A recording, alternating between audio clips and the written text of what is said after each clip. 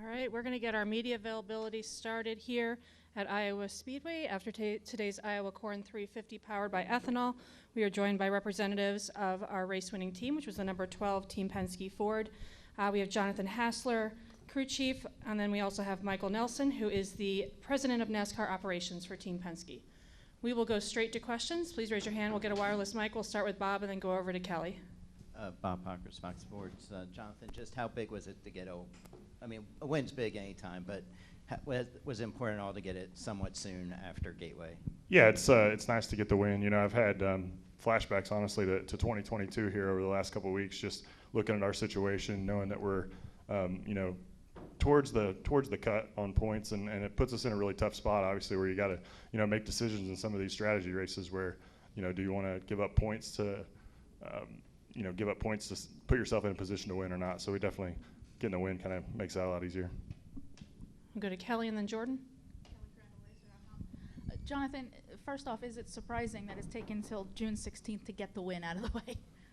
Yeah, it's definitely, you know, not what we wanted. Obviously, you want to, you know, win every week, but you know, we just continue to focus on just, regardless of what happens, make sure we try to learn from it and be better the next week. And I think with that mentality, we just, you know, continue to put ourselves in position. After the checkered flag, I don't know who said it, it might have been you, but on the radio about, you guys had talked about we want to be a team of the summer. Can you just explain what that conversation was or what that means for this team? Yeah, I think if you look back to last year, you know, we won the Coke 600, had a decent run at Gateway, and then I think we had, you know, a month and a half of kind of struggling to find our way, and, you know, it wasn't until early in the, you know, middle of the first round of playoffs, somewhere in there, we really got things rolling again, and we wanted to be better earlier in the year, and you know, we wanted to improve our road course program. I think you looked last week at Sonoma, we've done that. That's a big part of the summer. So yeah, I'm excited with where we're at. We'll go to Jordan and then Jeff. Jordan Bianchi, The Athletic. This question's for both of you. With, you know, a handful of laps to go, you guys, it seems like victory's in hand. Considering recent events, though, where you kind of in the back of your head, like, what's going to go wrong here? Is the track going to swallow us up or something? Yeah, I told somebody in Victory Lane that was the most nervous I'd been with 35 laps to go in a long time, and we've been racing for a long time too. So, yeah, I definitely counted down each lap on the way down to the end. Yeah, for me, you know, definitely nervous. You know, to go out there on two tires and really not have a lot of guys that are on two tires. You know, at some point that those guys are probably going to be a little bit better than you are. So I was just, you know, hoping that it was really late in the run. So yeah, very, very nervous. And is Ryan, I was talking to somebody after the race, and they mentioned to me that they feel like Ryan is different after the championship run, a little bit more patient, handles things kind of a little bit more in stride than maybe he would have before.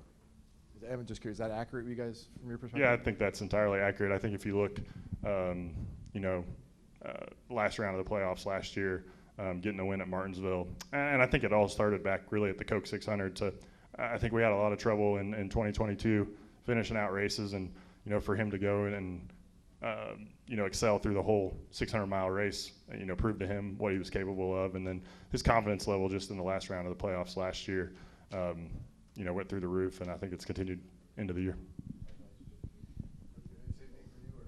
No, I mean, I agree with Jonathan, and you know, he's been confident this year, and, you know, you look at how many laps he led tonight, that's a big deal for him as well, and so he's ready. We just got to put him in the right spot. And one last one for me really quick. You guys came on the radio, I don't know, like 10 laps ago, maybe 5 laps to go, and I hear you say you guys are good, you're good on fuel. Is that as much for you and the team, or is Ryan there? Yeah, just, you know, want to make sure that he knows the whole situation. You know, sometimes I forget that he doesn't know what I know, so just try to communicate as much as I can so he knows what's going on. I'm going to go to Jeff, Phillip, and then Jerry. So how did you know that two tires was going to work out there? And I haven't gone back and added up what your last pit stop was, but that, I assume, easily over 100 laps on those. So why did you think that would work? Yeah, just, you know, watching the tire wear all through the event, the left side tires really weren't wearing a whole lot. So, you know, I certainly felt like we weren't in jeopardy of failing a tire by doing two. I definitely know that maybe we left a little bit of speed on the table, but you know, I was confident that we'd be able to get the lead, and that obviously outweighed in terms of speed. Do you happen to know how many laps there were on those tires by the end? I think, I don't know, 120, 130. Okay.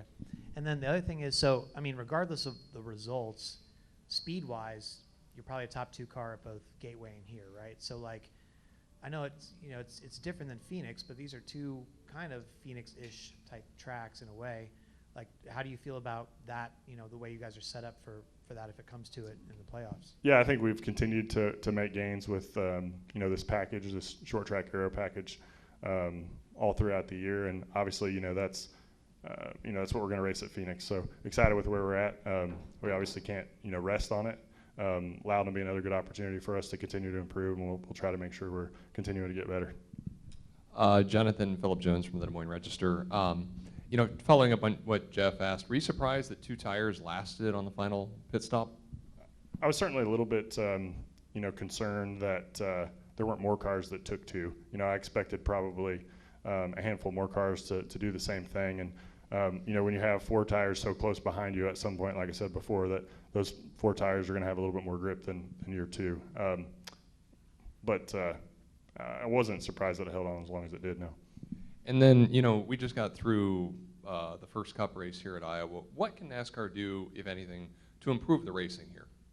Yeah, honestly, I think they did a great job. I think the track was, you know, had a couple different grooves, and no, I think they did a wonderful job and put on a pretty good race.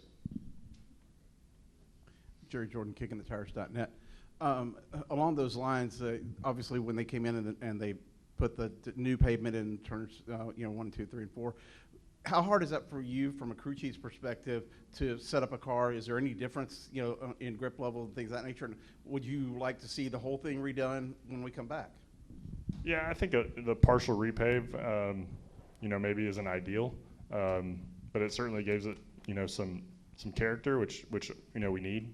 We don't need all the tracks to be the same. Like I said, it still, you know, was able to have 2 grooves. Sure, it presents some setup challenges, but at the end of the day, like I said, it put on a good race. Go to Mitchell. Mitchell Kaminsky, ABC 17 News. Now that you guys have completed your first Cup Series weekend at Iowa, what were your overall impressions, and would you guys like to continue to come back? Yeah, for sure. It's we'd like to race here next week after tonight, but no, it's really nice. We like coming here, and you know, I remember when this track was built quite a few years ago, and it's nice to have a Cup race here, and enjoyed being in victory lane for the first, and look forward to many more here, hopefully. Anything additional for our race winners? Go right back here in the back.